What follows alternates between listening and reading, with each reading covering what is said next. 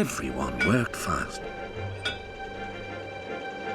It was difficult to set the fire, but soon it was glowing hot and Stepney had a good head of steam.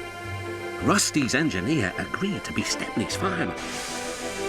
So off they set, past the bleak and brooding line of diesels. Where is he going? They hissed. Just down the line, replied Rusty.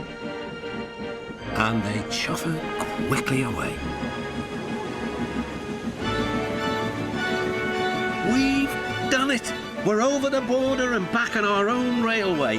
Mission accomplished. When Rusty and the engine arrived in the valley, a big welcome awaited them.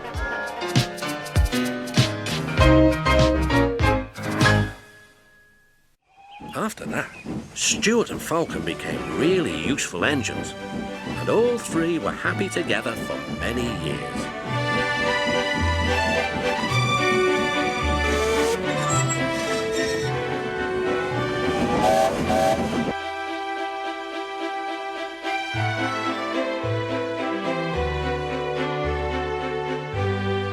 Then, hard times came. The mines in the hills closed. And the railway was closed too.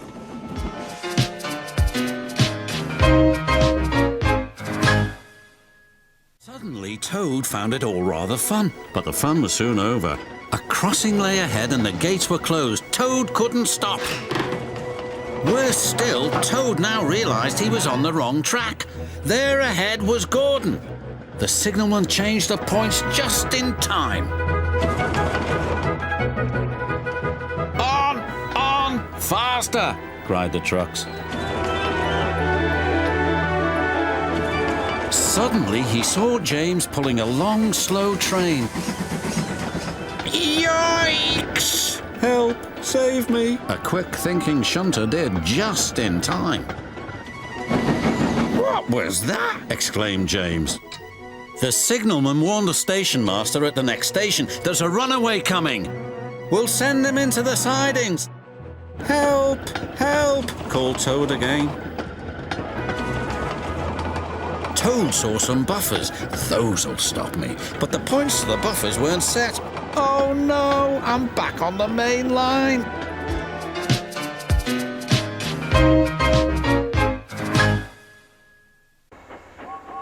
So when James's driver returned, James was coupled to the coaches and he puffed away. Thomas returned with the trucks.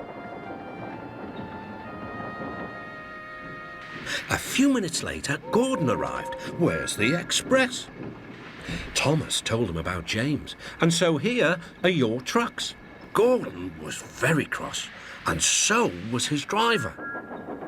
Wait till the Fat Controller hears about this. Meanwhile, James was enjoying himself enormously. What a clever plan, what a clever plan, he chuffed.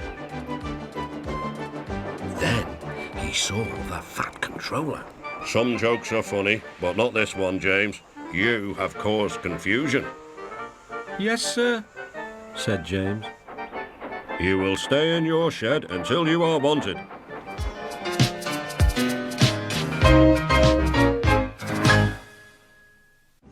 A little later, the fog came down. As they approached the same area, they saw the amber light again. Here we go, said Henry's driver.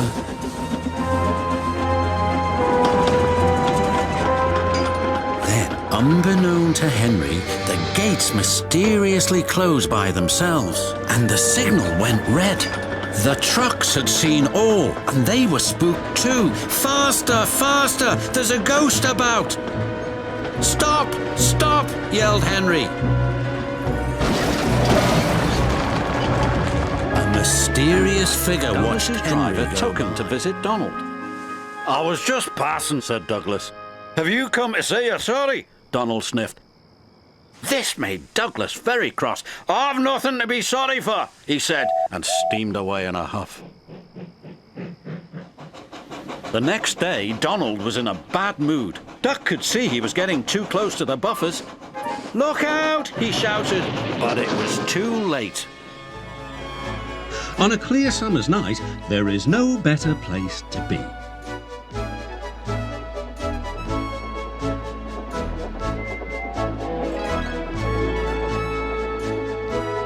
The big ships bring passengers. Cargo ships carry machinery and other things. Duck and Percy puff backwards and forwards with the crates of cargo as they are loaded and unloaded by the quayside. Henry loved it here. The forest was full of broad oaks and tall pines.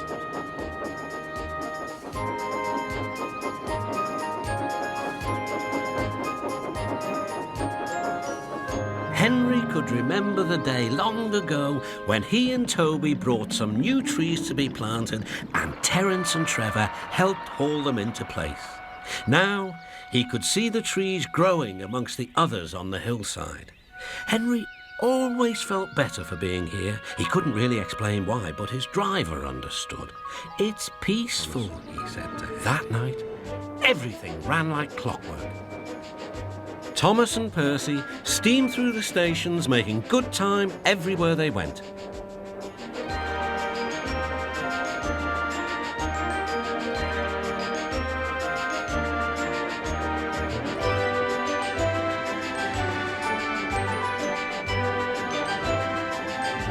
Now, sighed Percy, what's next? Suddenly, there was Thomas with Terence the tractor and a works train. Come on, Percy, whistled Thomas. Follow me. The two engines battled their way through the snow. At last, they reached the village.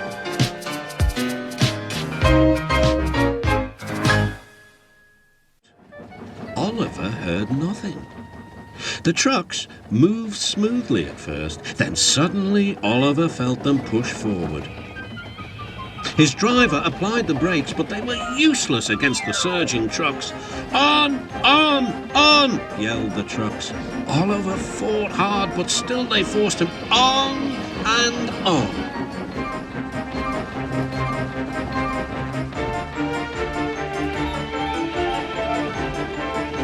At last the trucks grew tired. I'm winning, gasped Oliver.